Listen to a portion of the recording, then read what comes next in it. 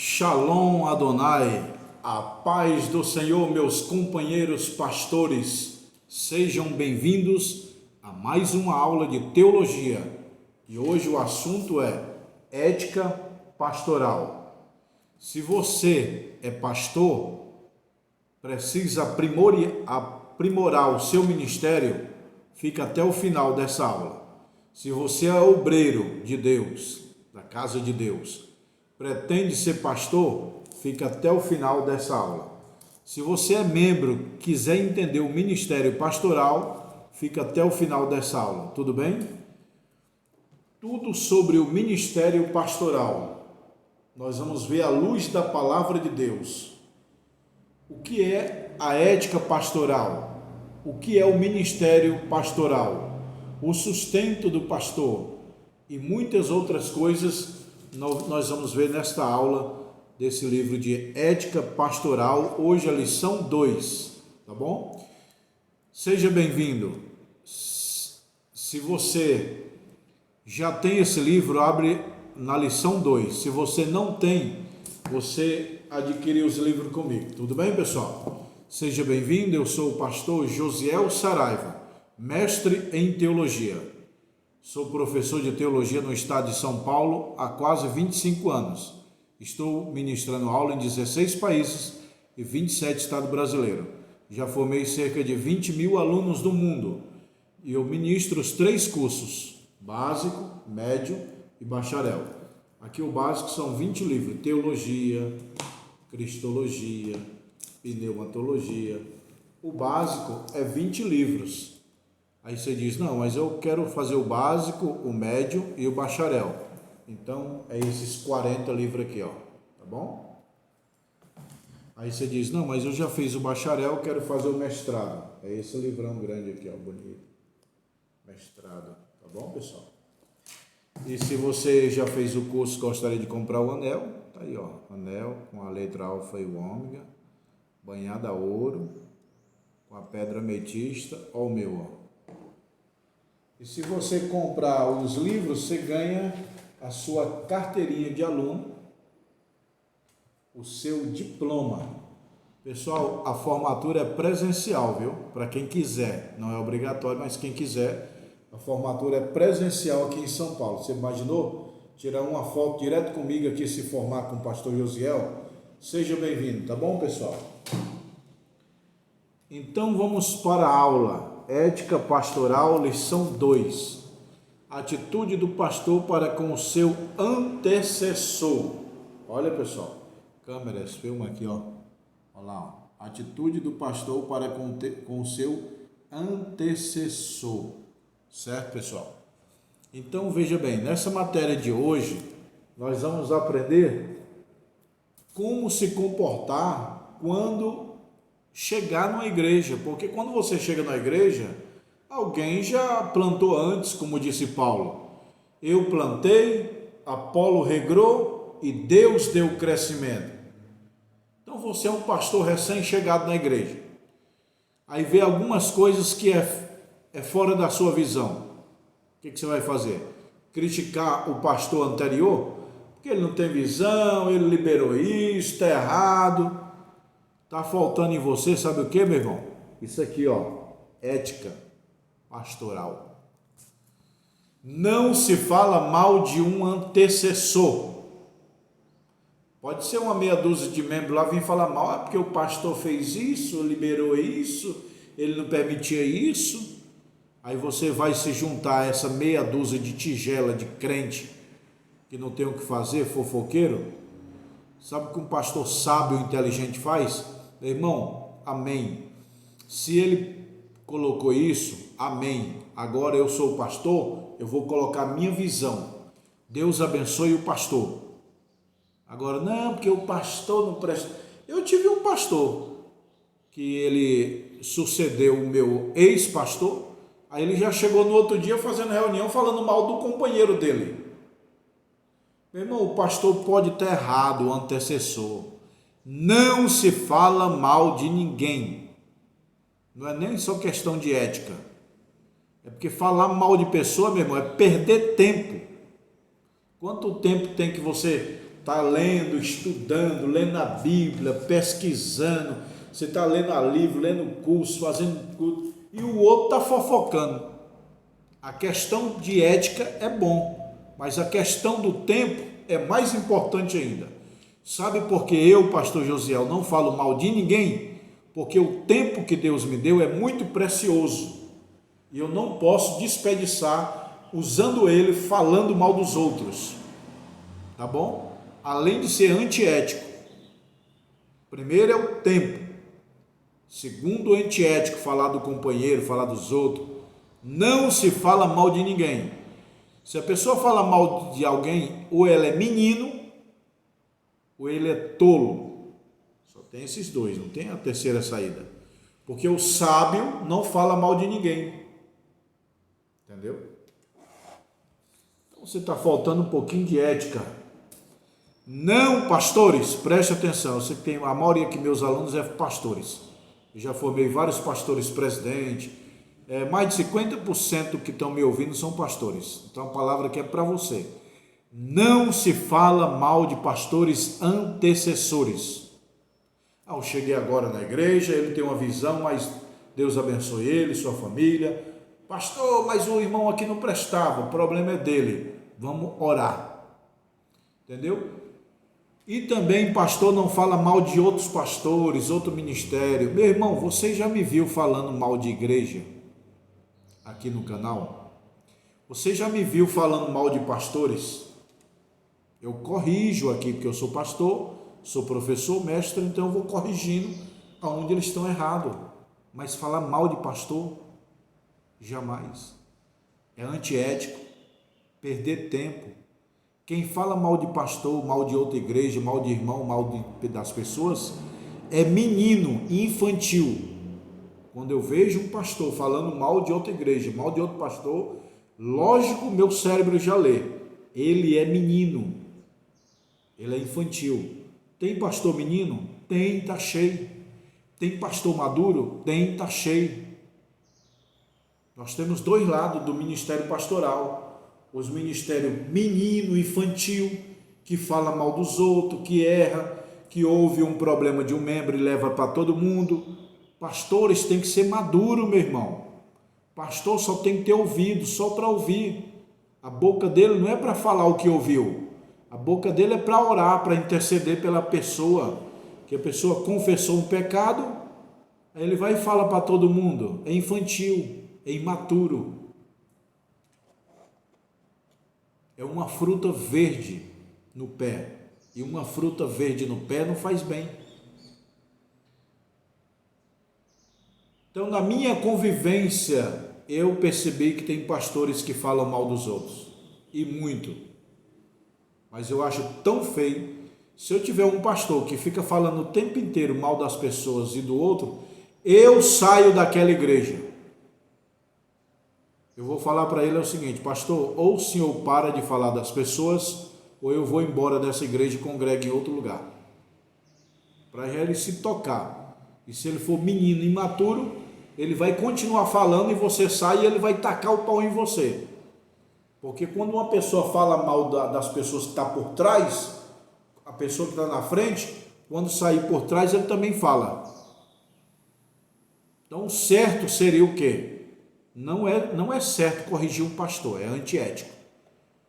Mas se você for uma pessoa sábia e ver que o pastor está errado, falando mal da vida dos outros, você chega bem brando: pastor, senta aqui, eu posso te dar um conselho? O pastor também recebe conselho, meu irmão. Moisés recebeu o conselho de Jetro, seu sogro. Jetro era membro, mas aconselhou um grande profeta. Membro pode aconselhar pastor? Pode. Corrigir, não. Aconselhar. Senta aí, pastor. Pastor, eu vou te dar um conselho. Eu estou percebendo que o senhor fala muito mal das pessoas, muito mal das outras igrejas, muito mal dos outros pastores. Pastor, não faz isso não, pastor, é feio. Se ele for humilde, ele acata.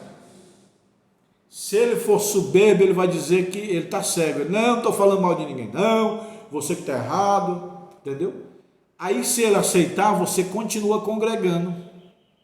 E se ele não aceitar, você pula de igreja. Entendeu, meu irmão? Sai fora de uma igreja que o pastor é fofoqueiro. Ciúme. Tem pastor que arde de ciúme ao perceber que o evangelista ou o pastor visitante caiu na graça da igreja. Você é pastor, está dirigindo uma igreja, aí chega um visitante para congregar, aquele visitante pega o microfone, o fogo cai, arrebata a cura, aí no outro domingo você dá para ele de novo, o fogo cai, arrebata e acontece, a igreja chora, e quando você vai pregar, não dá nada, aí o diabo lança ciúme, ele fala mais que você, ele vai tomar o teu lugar. Vai não, meu irmão, pastor é pastor. Ah, mas eu estou pregando, a igreja fica dormindo. Quando esse irmão prega, o fogo cai. Então, faça igual John Wesley disse para você. Põe o teu sermão no fogo ou fogo no teu sermão. É Deus trazendo ele para despertar para você orar. Porque se o pastor não ora, o fogo não cai, a unção não vem. E falar em cair fogo, pessoal, eu estou falando fogo assim no sentido de avivamento, não é fogo, só grito, não. Fogo de avivamento pela palavra. Quando o pastor prega a palavra, vem o avivamento na palavra. Se você não tem isso, cai de joelho de madrugada, que aí vem. Eu tenho vasta experiência, fui pastor presidente do ministério aqui em São Paulo por 13 anos. E toda vez que eu ia de madrugada, tinha um avivamento na hora da palavra. E quando eu não orava de madrugada, não fazia jejum, ficava muito tempo sem jejuar, sem orar, só passeando, indo na praia, quando eu ia pregar, saía quase nada. Então, pastor, você que está se lamentando que tua palavra está fria, põe ela no forno, meu irmão. Onde é o forno? No joelho. Que horário? De madrugada, qualquer horário. Esse negócio de orar de madrugada, de dia, de noite, para Deus é a mesma coisa. De madrugada é bom porque a mente está limpa, só isso. Não é porque a fila é menor, não. Então, pastores, não tenha ciúme. Tem um presbítero lá que ele prega aviva. Todo mundo prega, não dá nada. Isso aconteceu comigo, há 30 anos atrás, quando eu era jovem. Os pastores pregavam, não dava nada. Quando dava para mim, a unção caía. O avivamento descia na igreja. Toda vez. Os obreiros pregavam, não dava nada. Quando eu pregava, caía avivamento. Aí eu comecei a me sentir o melhor. Aí o diabo já joga seta. Você é o melhor. Então, pastores, não pode ter ciúme de um obreiro que Deus está levantando ele. Aí eu vou puxar o tapete dele. Isso é para menino. Pastor sábio sabe que Deus não tira ele do cargo, por Deus estar levantando várias pessoas. Aí que ele tem que se orgulhar. Nossa, eu sou um pastor de um presbítero avivado, que quando ele prega, cai avivamento na igreja, é um privilégio. É igual uma árvore, ter um privilégio de ter uma fruta doce. É igual uma mãe ter um privilégio que o filho virou juiz, advogado. Então não é motivo para você ter ciúme do pastor, do membro, do obreiro teu, que está pregando mais que você. Porque tem muitos filhos que se tornam mais inteligentes que os pais. Porque os pais tiveram filho, criaram, deu boa educação, mas não fez direito, não fez administração, o filho está na faculdade, o filho está mais inteligente que o pai e a mãe. Só não tem experiência, mas está mais inteligente. Então, o que o pai e a mãe vai fazer daquele filho que se formou em direito, juiz? Se orgulhar. Nossa, que bom que Deus me deu um advogado, um juiz. Não querer matar o ministério do filho, o presbítero, o obreiro teu, o membro, é filho teu na fé. Então, pastor, se você vê um membro, um obreiro teu pregando mais que você tem que falar no microfone: meu irmão, tem uns filhos aqui abençoados. Cai fogo, cai avivamento, eu estou maravilhado. Você tem que ser assim. Agora, se é infantil, eu vou derrubar o teu ministério, eu vou puxar o teu tapete. Aí é menino, porque o pastor maduro elogia quem Deus usa. O pastor menino pensa em ter ciúme e puxar o tapete. A atitude do pastor para com o seu sucessor, isso aqui eu já falei. Veio um novo pastor, né? E você fala bem do pastor que estava antes de você. É antiético falar mal. Pastor que fala mal do pastores que antecedeu é menino. Pastor maduro diz: ó irmão, já passou a época dele, esqueça, vamos orar por ele. Tem que ser assim. Cuidado com os bajuladores. Meu irmão. Tem gente que carrega a mala do pastor, carrega o sapato, quer levar ele de carro e trazer. Às vezes é pessoas gratas, boas, que quer ajudar. Mas às vezes é bajuladores. Você tem que entender quando é uma pessoa que está grata e quando é um bajulador. E também tem uns dois, né? Tem uma pessoa bajulador que está fazendo gratidão. O bajulador, ele carrega a mala do pastor, carrega o paletó, ele leva o paletó, leva o pastor na casa dele, ele busca água, é muito bonzinho. Aí ele quer em troca o quê? Um cargo.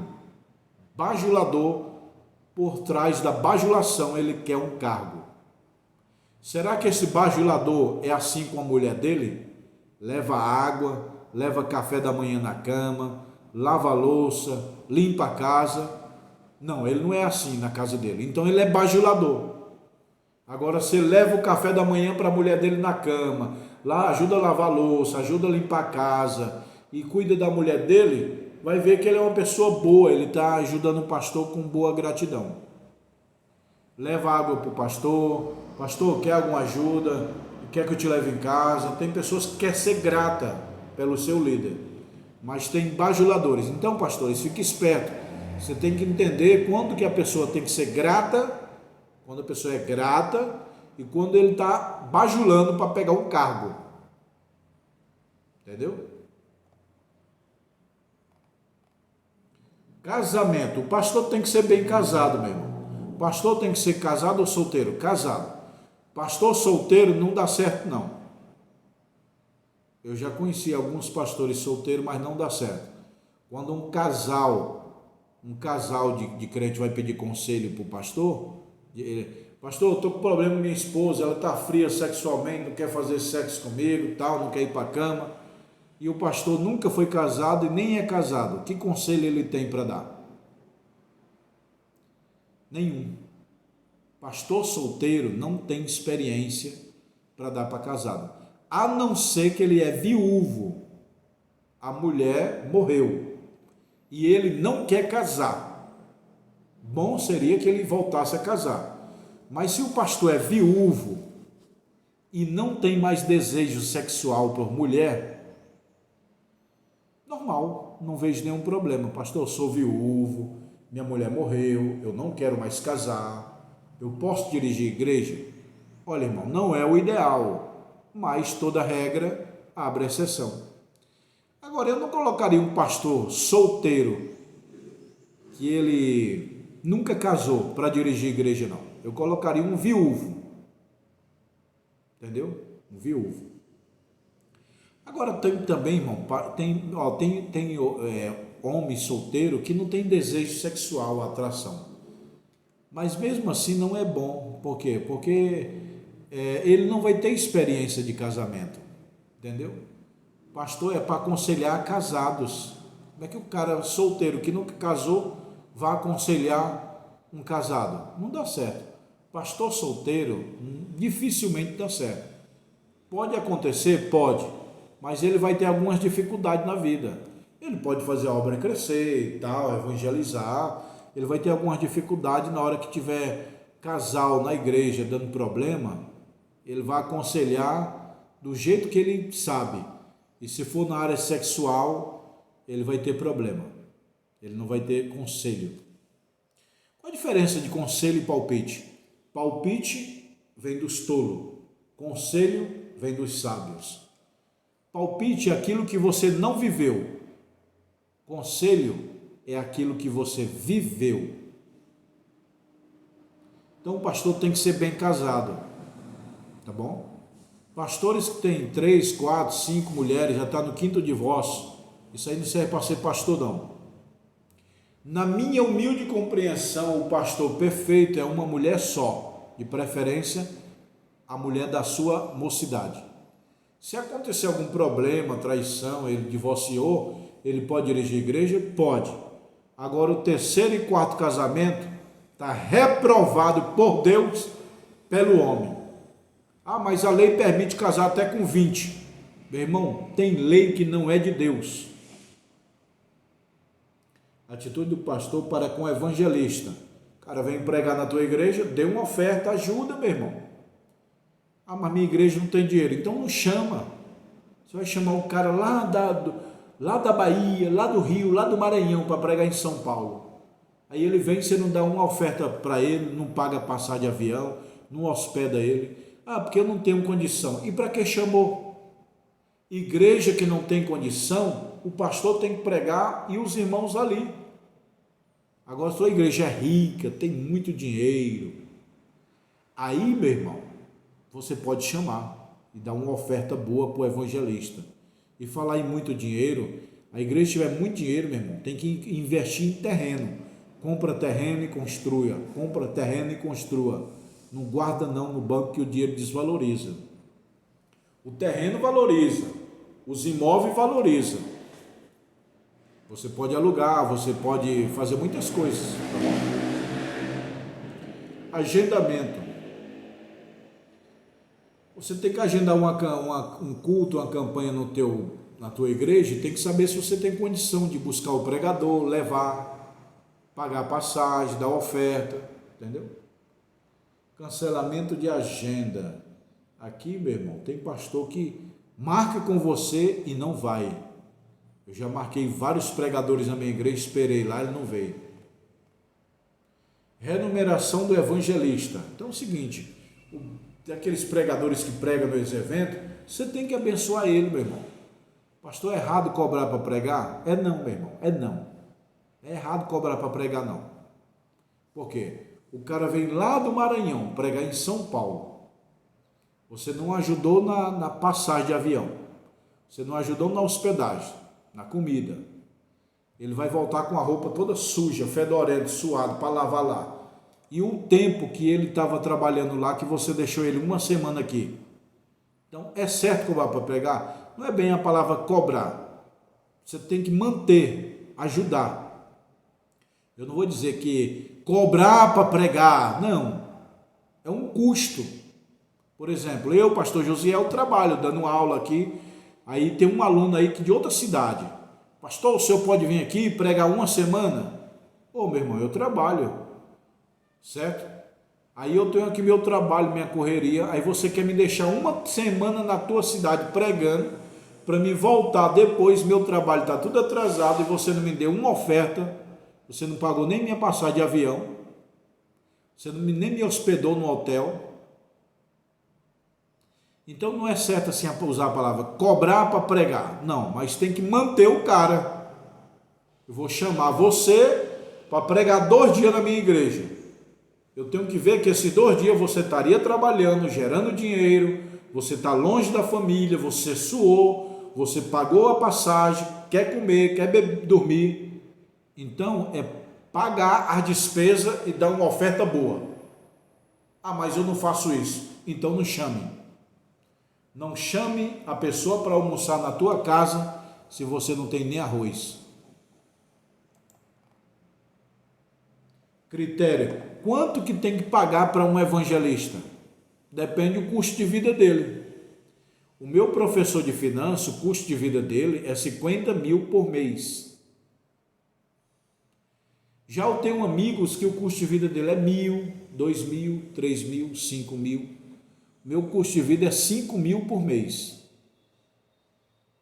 Entendeu? Meu custo de vida é 5 mil por mês. Aí eu vou pregar na sua igreja, aí você vai me dar 100 reais só em 2 dias. Ah, tem que ser humilde. Tem que ser humilde, meu irmão, mas eu tenho minhas contas a pagar. Então, quanto que tem que pagar para um evangelista? Você tem que ver o custo de vida dele. Ah, o custo de vida dele é pequeno. Então ajuda, conforme o custo de vida dele. Ah, o custo de vida dele é alto. Por exemplo, o custo de vida do pastor Silas Malafaia é mais de 100 mil reais por mês, com certeza. Aí eu chamo ele para pregar na minha igreja e dou 500 reais. Eu tenho que ajudar o pastor que vai vir na minha igreja pregar de acordo com a condição do custo de vida dele. Se ele tem um custo de vida elevado, eu tenho que patrocinar. Foi eu que chamei. Quem chama, paga. Despesa. É o pastor, é a igreja que tem que pagar a viagem, avião. Não é de ônibus, não. Ônibus não, meu. Ônibus é coisa do passado. Eu ando de ônibus, eu gosto. Mas não dá para ficar andando de ônibus, não, meu irmão. Daqui em Maranhão é 3 dias dentro do ônibus. Dentro do avião é 3 horas. Aí você vai me convidar para pregar no Maranhão, que eu sou maranhense. Eu gosto dessa terra. Aí você é maranhense. Pastor, vem pregar na minha igreja. Mas eu não tenho dinheiro de avião, só tenho de ônibus. Aí eu vou ficar 3 dias dentro do ônibus para ir. Mais 3 dias para voltar, dá 6 dias. Aí eu vou ficar 1 dia, 2 dias lá. Então, esqueça esse negócio de ônibus, meu irmão. Ônibus é coisa do passado. Não é coisa de pobre, não. É coisa de bom. Pessoas que gostam. Quem gosta de andar de ônibus é bom. Ver lá a natureza, o sol nascendo. Eu gosto muito. Mas de avião é melhor, meu irmão. É vapt-vupt. Então, paga a passagem de avião. Põe ele no hotel. Que uma vez o pastor me chamou para me pregar no Rio. Ele não pagou a passagem do avião. Ele me deu só a gasolina. E para me hospedar com minha família, ele pôs num porão da igreja. Tinha um quarto velho lá, todo desarrumado. Pastor, fica lá naquele quarto. Eu até dormi. Mas o que custa, meu irmão? A igreja pagar um hotelzinho para um pastor. Ele vai com a mulher dele, com os filhos. Aí vai ficar lá no quarto do porão da igreja. O certo é pagar um hotel. Ah, mas ele é simples. Paga um hotel simples. Não, o custo de vida dele é elevado, então paga o custo de vida dele elevado, entendeu? Aí não é só pagar o hotel, é a despesa, que ele comer, beber, entendeu? Ó, pagar o avião, esquece o ônibus, pagar o avião, pagar o hotel e pagar comida. Eu, pessoalmente, eu fico até na casa do pastor, a maioria eu fico nas casas dos pastores que me chamam. Quero hotel não, fico na casa do pastor. Eu quero uma comida boa? Não, não quero não. O que você puder fazer para mim, amém. Entendeu? Eu gosto de churrasco, feijoada, panelada, entendeu? Cuidado com os mercenários. Ih, meu irmão, isso aqui eu já passei por isso. Eu convidei um obreiro para pregar na minha igreja. Esse cara era ladrão, roubou todo mundo. Eu já vi cada tipo de gente pegar na minha igreja, que eu não confio mais em ninguém. Quando uma pessoa vai pregar na minha igreja agora, antigamente eu não fazia isso, mas agora eu faço. Cadê a carta de recomendação? Ah, eu não trouxe. Cadê a sua credencial de pastor? Ah, não tenho. Me dê o telefone do seu pastor que eu vou ligar para ele. Não, eu perdi. Não põe esse cara no púlpito não, meu irmão. Você está doido? O cara não está com a credencial, o cara não está com a carta de recomendação, o cara não sabe nem o telefone do pastor dele. Esse aí é um mercenário, golpista. Eu passei por isso. Trouxe a credencial? Não, esqueci. Trouxe a carta de recomendação? Não. Tem um telefone do pastor? Não lembro. Aí eu confiei e pus no púlpito. Ele pregou e depois roubou os irmãos. Roubou. Pegou dinheiro emprestado e fugiu. Pegou o terno emprestado e fugiu. Era ladrão. Quando eu puxei o nome dele na internet, até passagem tinha na polícia. Vou nem falar o nome dele aqui para não dar problema. Mas era um cara lá da Bahia. Saía pregando nas igrejas, pedia para dormir na igreja, deixava dormir. Aí ele me empresta 200, me empresta 2.000, me empresta o teu carro. Até carro ele quis roubar. Então, pastores, como é que faz para evitar esse problema que eu passei? Pede a carta de recomendação. Cadê a sua carta de recomendação? Está aqui. Cadê a sua carteirinha de pastor? Está aqui. Cadê o telefone do seu pastor presidente? Está aqui. Pastor, estou aqui com o Antônio. eu quero saber se ele é uma boa pessoa. É, pessoa boa, de confiança. Pode ficar à vontade aí que é uma pessoa boa. Agora, se o pastor dizer, não, meu irmão, cuidado, esse cara está de disciplina aqui. Você tem que ligar para o pastor dele, para pegar uma referência. Então, eu tenho que ter a carta de recomendação, eu tenho que ter a credencial dele e confirmar lá na secretaria ou com o pastor. Eu estou com fulano de tal aqui, é uma boa pessoa? É daí? É confiável? É. Então suba, prega, durma aí.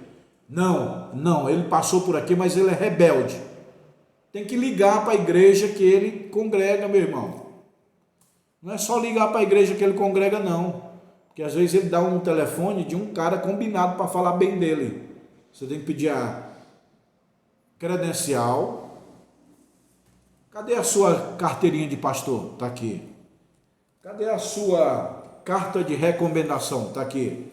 Me dá o telefone da sua igreja, está aqui. Ele é uma boa pessoa? É. Entendeu? Agora, com tudo isso, mas você tem que ligar. Não, pastor, ele está fugitivo aqui, ele aprontou. Tem que ligar para o pastor dele. Aí o pastor dele está aqui, ó, o pastor presidente, ó, você vê aqui o nome da igreja. O senhor pastor presidente da igreja tal? Sim. O fulano de tal é uma boa pessoa? Sim. Pode confiar? Pode. Amém! Glória a Deus. Cuidado com os obreiros, paraquedista. É isso aí. O obreiro que chega para congregar, paletó e gravata com a Bíblia. Uma vez foi um macumbeiro que visitou a igreja. Eu sou pastor. Aí o pastor, tu tem carteirinha? Esqueci. Carta de recomendação? Esqueci. O telefone da sua igreja? Não lembro. Aí o pastor colocou ele para pregar, ele pregou. No final da pregação ele falou assim, vocês não têm visão, eu sou maçom. Eu sou macumbeiro. Foi desse jeito que ele falou. Eu sou macumbeiro e vocês não pegaram minha carta de pastor, minha carta de recomendação, nem ligaram para saber quem é eu. E ele era macumbeiro e pregou na igreja Assembleia de Deus. Então tá aí. Quem quer evitar problema tem que fazer o que eu estou falando. Senão vai ter mau problema. Eu tive muita reclamação. Pastor, o senhor está dando ladrão em cima do púlpito, ladrão dormir dentro da igreja, e era ladrão mesmo, só que eu não tinha sabedoria. Onde eles atacam pedindo dinheiro emprestado, carro emprestado, ele pega um carro, não, me empresta o carro aí que eu vou ali na rodoviária buscar o meu amigo e some com o carro do cara. Pregadores sensacionais, aquele que vibra, atitude do pastor com o evangelista, cancelamento de agenda, o uso do púlpito. Pessoal, não vai dar para mim falar tudo, está aqui, ó. Tá bom? Tudo que eu estou falando aqui está aqui, ó. Renumeração, quanto que tem que pagar para uma pessoa que vai pregar na igreja. Está aqui tudo. Ao trabalho terminar de volta para casa, a atitude do pastor com a recepção, a família do pastor visitante. Devemos, o dever do ministro do visitante. Está aqui tudo, pessoal. Não vai dar para me ler tudo, mas você compra esse livro, tá bom? Essa é a aula 2. Eu aconselho que você leia todos os meus livros. Paga, passa o endereço, com 5 dias está aí. Básico, médio, bacharel. Tá bom, pessoal? Ó, a próxima aula é lição 3. Venha ver. Câmeras, olha lá. Próxima aula, lição 3. É aí que eu leio, pessoal. Aqui que é o que eu leio, ó. É aí que eu leio, ó. Aqui é os diplomas. Aqui é a mesa que eu leio, ali é a janela, aqui é os livros, aqui é a escola onde eu faço as gravações. Agora, vou mostrar aqui para vocês a escola, lá embaixo, tem mais salas, lá embaixo vocês vêm, aperta o interfone número 5, eu abro para você, e aqui é os livros para quem quer dar aula. Aqui é os anéis, ó. Esses anéis aí é aquilo que eu mostrei para você, é o mesmo do meu, ó. Tá vendo aí, pessoal, o anel? Aqui é o canudo das pessoas que se formam, ó, em teologia. Aqui é os livros. Pessoal, pode abrir um núcleo teológico na sua igreja, ó. Ou abrir uma franquia, eu vendo franquia, para você abrir uma própria escola teológica. Aí você põe aqui o adesivo, tá bom? Quem quiser fazer o curso, abrir um núcleo teológico, uma extensão nossa, ou abrir uma própria escola, me chama no meu WhatsApp, aqui sou eu, você vai falar direto comigo, ó. Tá bom?